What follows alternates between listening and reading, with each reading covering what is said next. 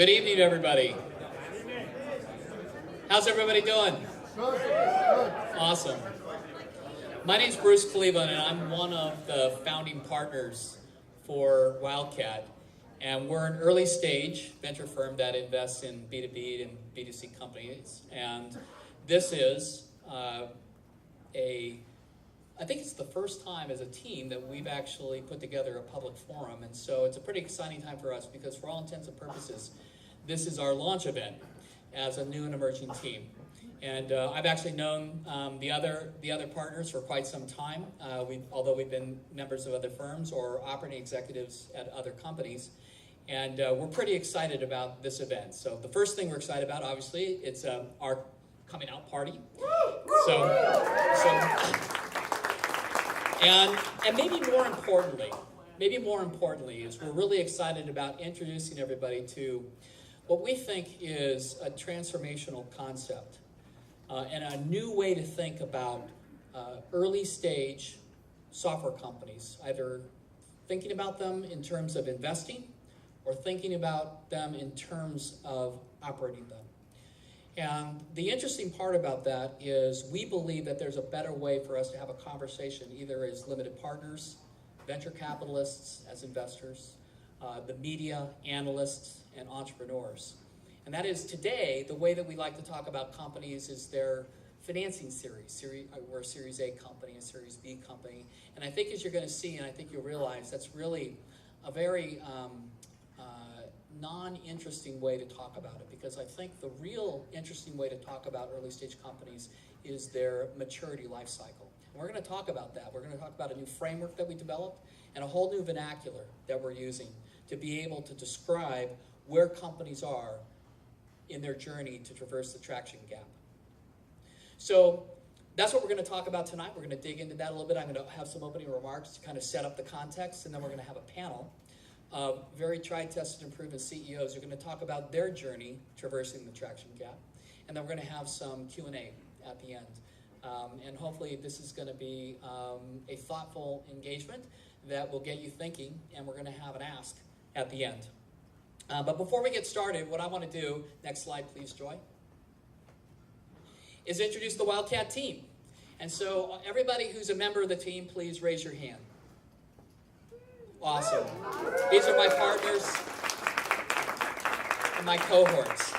What I want to do, though, is first acknowledge and appreciate the marketing and administration staff for Wildcat that put together a phenomenal event here. I think everybody who's had it, you all know, because you've all been part of this, either a wedding or another event, etc., you had to put on. It all looks easy. It's all smooth, but all the sausage making that had to go on to make sure that it looks smooth and easy, that's because somebody was thinking about all the details that go into pulling these things off. And so the marketing team and our administrative team did a phenomenal job, and I'm really appreciative of it. And I think they're making this a super event for us. I want to go to the next slide. Okay, so although we're a new team, we have been stealthily investing in a number of companies, B2B, B2C, early stage companies. Maybe some of these names you've seen, some of these logos, and we have some pretty interesting partners that we've done these deals with, Sequoia, Greylock. You probably heard of these companies, these firms.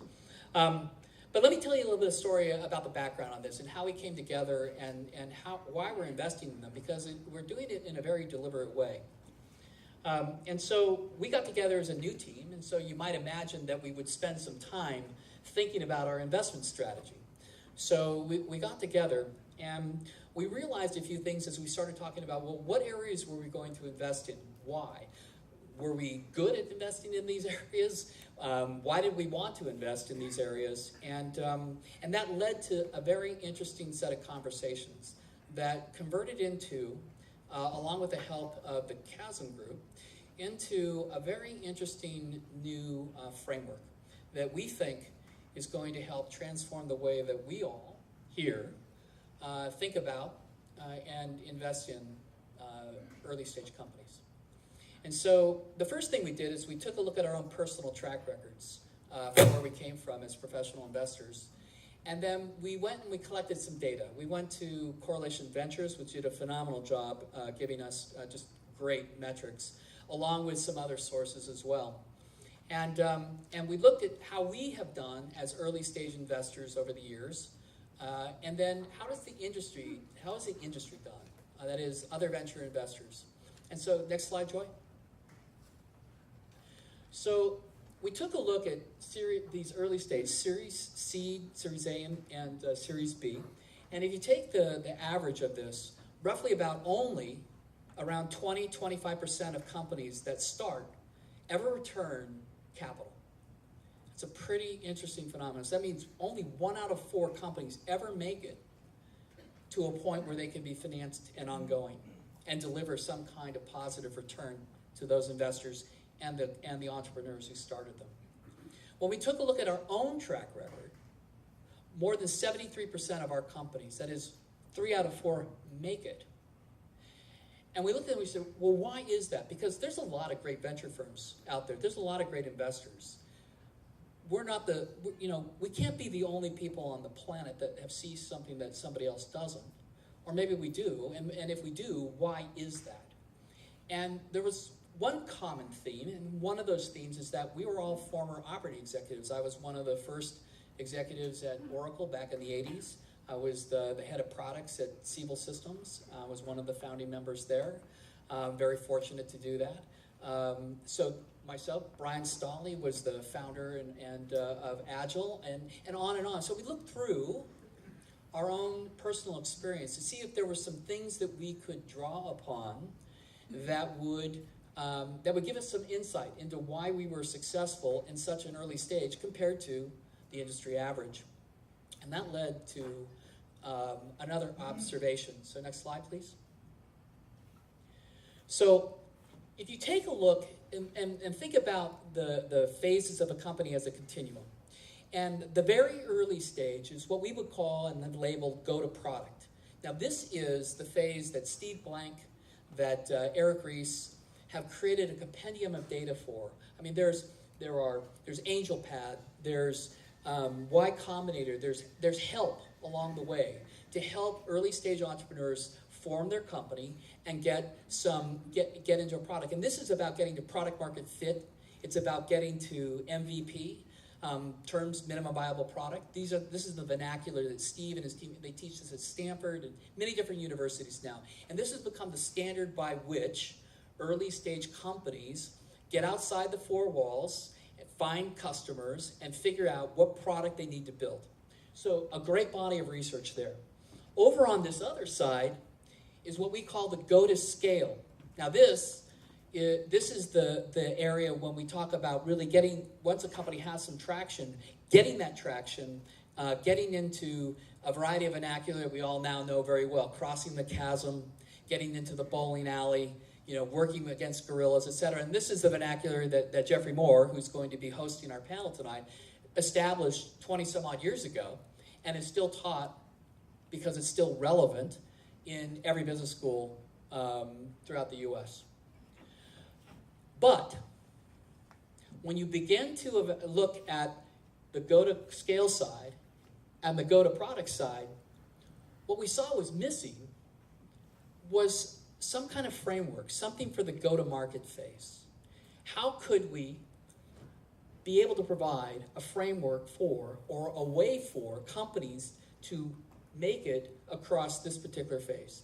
And if you look at it, there's really just blogs, there's articles written, etc., but there is no prescriptive formula. And so as we began to realize this, that there really isn't a go-to-market, this go-to-market database, prescriptive approaches, we realized that one of the reasons that companies might not be making it across this particular phase is because there really isn't a prescriptive playbook. And when you take a look at early stage companies, what it comprises them, it's mostly really great product people. They sit inside of Google and Facebook and Salesforce and Oracle and IBM and Microsoft. But they have the luxury, they didn't have to build the revenue engine for that company. They didn't have to build a board. They didn't have to go and build the systems to support themselves. And so there's a lot of OJT, on-the-job learning, that goes on. And guess what? That costs that team typically a lot in terms of dilution because of having to give up money, giving up equity for capital. It costs the investors, and I think it costs the market because there's a lot of trial and error. A lot more, as I think we talked earlier today, I think what Tom Moore said, there's a lot more error than the trial. Okay, so what we realized was that a framework is really needed for entrepreneurs to really understand this critical go-to-market phase. And so we began to kind of hone in on that piece of it. Next slide, please. And so what we want to introduce to you and to the rest of the industry is this thing called the traction gap, and a set of vernacular that allows us to talk about this gap in a way that's meaningful. Meaningful to the company, meaningful to the investor, meaningful to the LP, and meaningful to anybody who's involved in dealing with companies here, because this is far more descriptive in terms of company maturity model than any Series A, Series B, Series C. I mean, realistically, what does that mean? We've converted it into something that we think we understand, but the truth is it really doesn't say anything about the company. And so we decided as well to adopt some terminology that uses terminology that we're already familiar with. So if Steve and Eric came up with something called minimum viable product, we decided that we would try to use that type of terminology to create some intermediary steps that we could all then follow and understand. And so what we came up with is that after the go-to-product phase, we reach an initial product release, an IPR. From there, we reach minimum viable product. That's the least amount of product that I can create and sell, or that a customer will pay me for. It may not be a whole product. It may not be complete in many ways, but it's the minimum amount that companies will pay us for. And then we created two other interesting terms. One is called minimum viable repeatability. And this doesn't mean that you've sold it a couple times alone. What it means is that you've delivered multiple versions of the product. You've hired multiple people into your company. You've added more board members. You're beginning to build momentum. And each one of these points is a value. These are true value inflection points in a company. They may be correlative to financing events, but the truth is these are actual moments in time when you can tell that there has been value created for the company. MVT is a theoretical point in time, minimum viable traction. This is the theoretical point in time in which a mid to late stage investor would be interested in investing in the company. And this, by the way, is the goal for early stage investors. They need to reduce financing risk. They need the next person in the supply chain.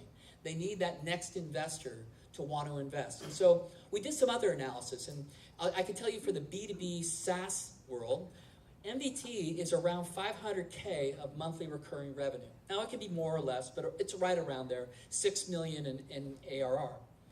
Well, now, we can begin to apply some of these metrics to be able to assess, well, how long do we get to get across this traction gap, and how much capital can we spend? So it turns out we did some analysis, and you get about 2.5 years from MVP, actually from IPR to MVT, as a B2B SaaS company. Well, why is that important? Because that represents the amount of capital that you're going to need. You have to drag the company along, and you're going to have to sell, and you have to reach this 500K MRR number. So let's say your product, the average contract value might be 60K. That deconstructs into 5K of MRR. So ignore churn, ignore gross margin. We'll make this an easy math experiment. So we know that we have 5K of MRR, we need 500K, pretty simple, we need 100 companies. Well, what if it costs us 100K to get that company? Well, again, ignoring churn, we need $10 million. Well, we also know, if anybody reads Tomas's blog, we know that you're going to spend at least another 100% over sales and marketing costs to do that. So you now know you need $20 million to get across this traction gap. Well, what's the likelihood of you being able to raise $20 million and keeping your company at IPR? I mean, maybe if you're Josh James and you did Omniture and now you're doing Domo, you get to do that. But the rest of us, it's not going to work out that way, right? We have to demonstrate some traction. And by the way, there's there may be some larger firms or mid to late stage firms down here on the other side of MBT in the go to scale phase that want to invest. But we now know we're going to have to raise money in this traction gap period, and we're going to need to find firms that invest there, that are comfortable there. And there are different firms that are willing to risk at different points. We also want to be able to change the vernacular because guess what? What we discovered as a group, as Wildcat, is that we're really good investing here. But we also need buyers for our companies. We need to present them with a really strong value proposition. And so the goal here, the objective, and this is self-servingly, but also for the community, is to change the way we talk about this, to build a set of database metrics, the amount of capital, the amount of time, et cetera, required to move from each one of these value inflection points, and to find other firms that are willing to invest, not all the way at the MDT, but at MVP, MDR, et cetera, because those are the firms that we're going to syndicate with. Those are the firms that we work with. So in the supply chain of capital, there are the very, very early stage, and we'll do those too, but there are the very early stage firms, maybe first round, maybe 500 startups, those kind, or angels, et cetera. Those become feeder sources for us as a traction gap firm. And then our partners downstream are the IDPs, the Sequoias, the Excels, et cetera, that want to see more traction.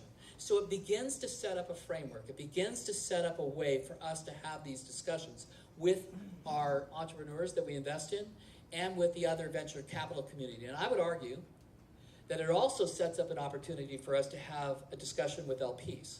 Because I think what LPs get, if you've ever been on that side of it, is they get this little fancy document that comes in every month or every quarter that talks about the series that the company raised, et cetera. They have no clue as to the health of this company. But if we can begin to talk like this, and we can begin to show what the metrics behind this, what they can begin to do is to be able to actually value their portfolio much more successfully. So, we believe that this vernacular fits this missing gap, this traction gap, this missing framework, and it fits nicely between the go-to-product phase and this go-to-scale phase that has been well-rounded over the last decade, 2 decades. Next slide. Okay.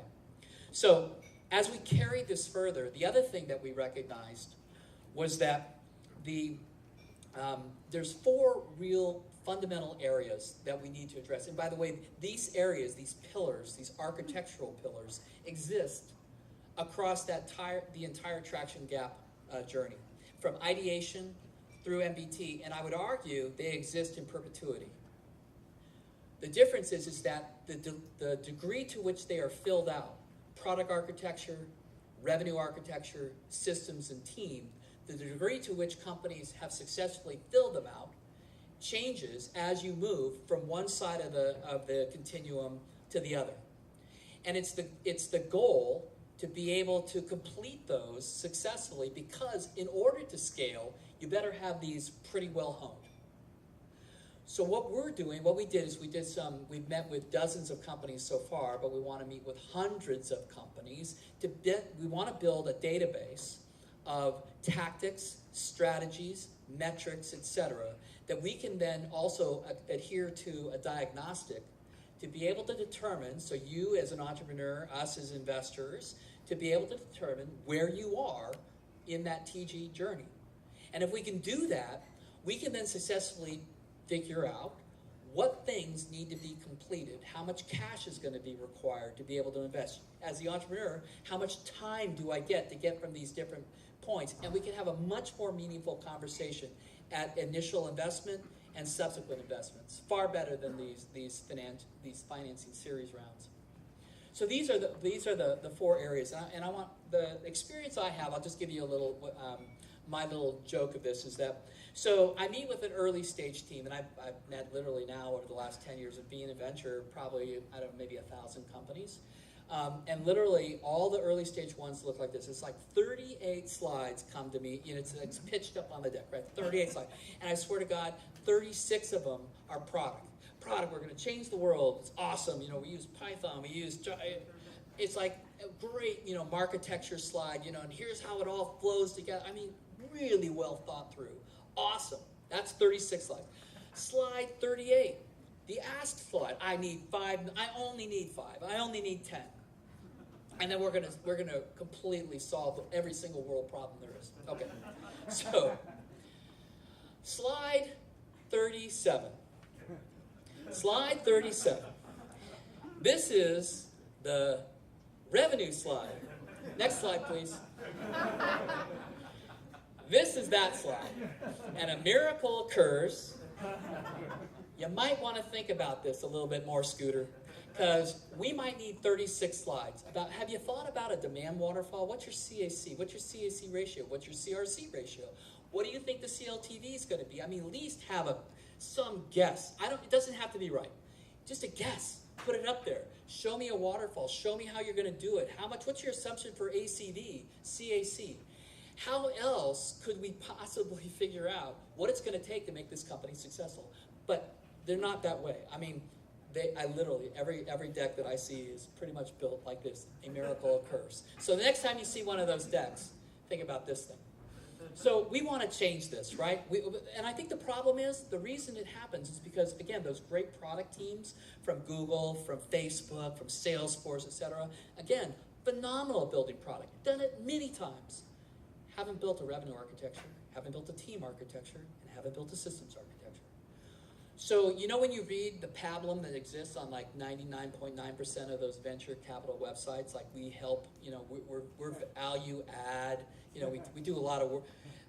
There's not a lot of value add. There's not a lot of value. But it's truthful. I mean, I'm just being true. There's just not a lot of value add. Everybody's smart. Everybody went to a great school. Everybody has money. Everybody has done wonderful things. But they're not going to add a ton of value in terms of this kind of stuff. And the reason they're not is because it does take a lot of work, it does take a lot of effort, and we don't have really a framework. It's all based upon each and every one of our own individual collective experience. What we want to do, what we will do, is transform the industry by donating this framework and by putting it back into the community and letting you help us populate it and learn from it. And then, instead of only us, with 70-some-odd% success, then everybody's going to come up. And that will be beneficial, by the way. It will be good because there'll be less capital invested. It'll be more ownership by our entrepreneurs. LPs are going to be a lot happier, so there's going to be more capital for us to be able to reinvest. And in the very end, we'll be able to bring a lot of technology that should be out there, that should be used. We'll get it out there. Next slide. Okay, so I want to make one last point. I was talking about changing the conversation. This is a great exemplar of what I'm talking about. I was the first investor in Marketo. It was a Series A. It was just an idea. It was just no dog, but 3 guys. And so the net was that was a Series A deal. By the way, it was Series A, A1, A2, A3, because I couldn't get anybody else to invest with me. But, so, it turned out okay, though. A couple days ago, you probably saw they were bought for $1.8 billion, so that was a pretty good deal for us. But that's Series A. Look at Earnest. When we at Wildcat, when we invested in Earnest, look at that, Series A. But they're past MDR, minimum viable repeatability. Series B, Cabbage back here. Build Direct here. Series B with Coupa, Rob's company. Look at how far out that was. So, Series is not representative of company momentum. It's not representative of, well, think about it. What if you're building a database company? I mean, Facebook was like 6 objects in a UX. I mean, awesome. But I mean, come on, Mark, it wasn't that hard. So you built a product. I wish I had done it. But you built a product. But the truth is, if you're building a database like we're doing in Splice Machine, I mean, it's going to be 3-4 rounds, right, before we get that thing to anywhere over here. So we want to change the conversation, and that's what today is all about. What we want to do now is we want to turn this over to a phenomenal panel of CEOs, and Jeff Moore is our host, have them come up and share with you the issues, the trials, the tribulations of being in the traction gap, and explaining some of the things they did to traverse it. So this is a starting point. This is the start of the conversation. Where it all goes is going to be a series of additional events, contributions from the industry, working with Stanford, Berkeley, et cetera, to build some more thought leadership around this, and to build a database that we can then provide back out to all of you in the form of metrics, et cetera, so we can begin to measure what it takes to traverse the traction gap.